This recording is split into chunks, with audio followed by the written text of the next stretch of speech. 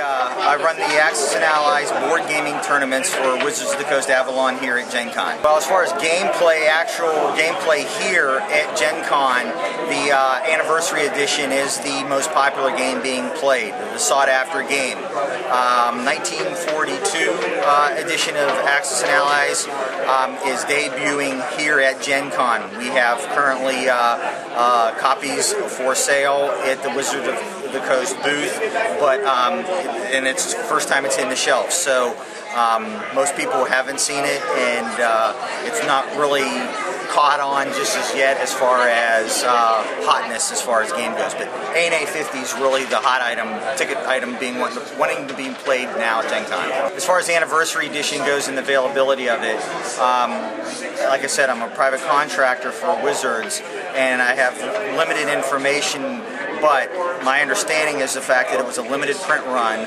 and what's out there is out there. I think it's a great all-around war game for many different variation of levels of play with among different ages and the like. You can be a teenager and really enjoy it. It's not as intense as some of the other war games that are out there. It's a three-dimensional game where it adds that extra kind of miniatures dimension to the game that some of like the chit board games don't have. The games may not be quite as long, as intensive as some of the other war games, and I think a lot of people really like that. It's a very colorful game. It's a fun, interactive game against opponents. It's just overall, it's a really beautiful game. It was designed extremely well for a lot of different type of people that can play. People love the Anniversary Edition.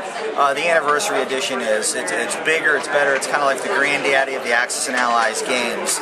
And with the bigger more countries, you have 2 additional countries, and the fact that the Axis have the Italians and the Allies have China now on their side, so there's actually 7 countries now, and it makes a big difference. And more sea zones, there's new pieces with new cruisers, there's been some rule changes with certain units that do things a little differently than they used to do in the past.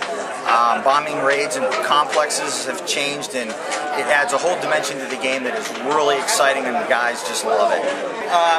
This is the new Axis and Allies 1942 game.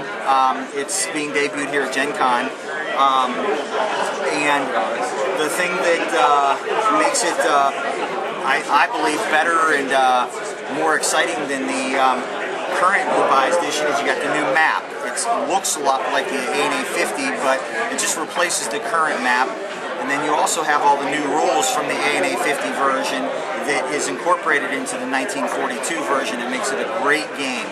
The plays a lot more intricate. You got your new pieces. There's cruisers now in the game.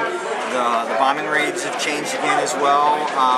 Overall, it's an exciting game, and I'm glad they put it out when they did. The only thing I know is the fact that there will be a Axis and Allies Europe and Pacific version coming out.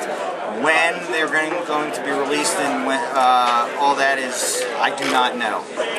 You'd never think of it, but when you play a board game that has the world mapped out during World War II, there's a lot of places on the world map at that time that are still relevant today, or still countries in the same way they were back then, and it really gives you a kind of a good understanding of where things are in the world. And I can tell you from my experience that when you're watching the world news and they're talking about somewhere out in India or Afghanistan or something like that, I know where they are based on the Axis and Allies board, and I think it's a really great educational tool. You know, it is a World War II game. We try to make it based on World War II history as far as the location of the countries, who and what when, how Hitler advanced in certain areas, and if you're a history buff, it's not a super detailed historical map, but it does a great job of giving you the basics of where things were at that time in the world, and it's a very good educational tool. I think a lot of the younger kids like playing it too, just for fun, but at the same time, and end up learning where things are in the world at the time.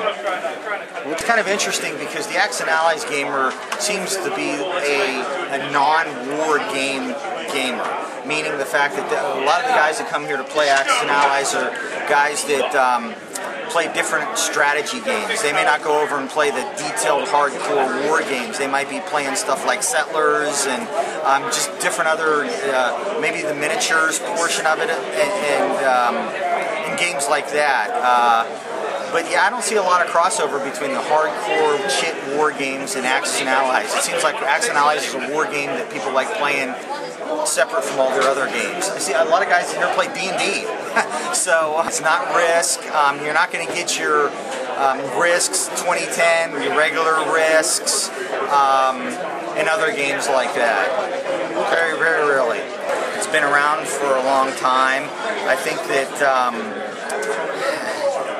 moving to indie made it more accessible to people in the Midwest, made a big difference, and just in general, GenCons have been a fun thing to do. I've been doing this for 16 years now for Wizards of the Coast, and every year it seems like you get a little more guys coming and playing, and it's just a great venue. It's all around. People come from across the nation to come, whether it's the West Coast, you know, North, East Coast, South. It's a great venue to play games. Fantasy Flight Games has their Wings of War, which is World War II. I'm looking forward to checking out their little miniatures on that. That's kind of something I've been looking for. Other than that, I'm kind of happy hanging out in here. It's Thursday, and it's already packed. And in the past, Thursdays have been up and down.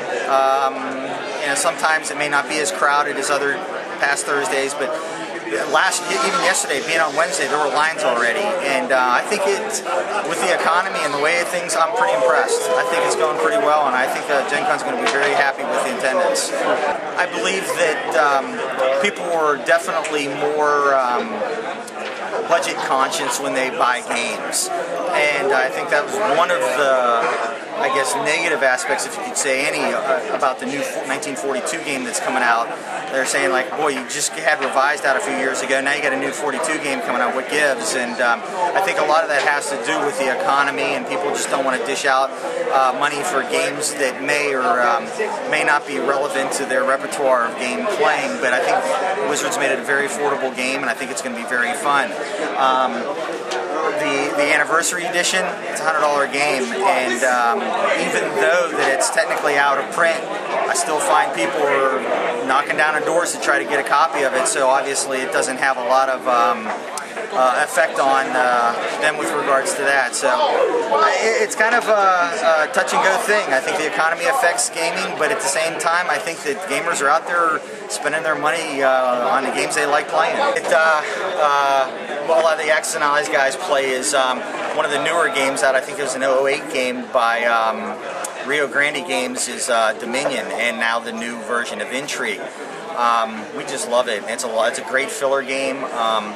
It's exciting, it's easy, it's simple. You know, my 6-year-old even plays it, and he's got it down to the point where we don't even have to help him, and he can beat us. You know, mom, dad, the guys that play Axis and Allies, and this stuff. And it's a really, really great game. They really hit a home run with that game, and it's a lot of fun. It's a family-oriented game. It's quick, it's easy, and you can't go wrong with Dominion and Intrigue. It's a lot of fun.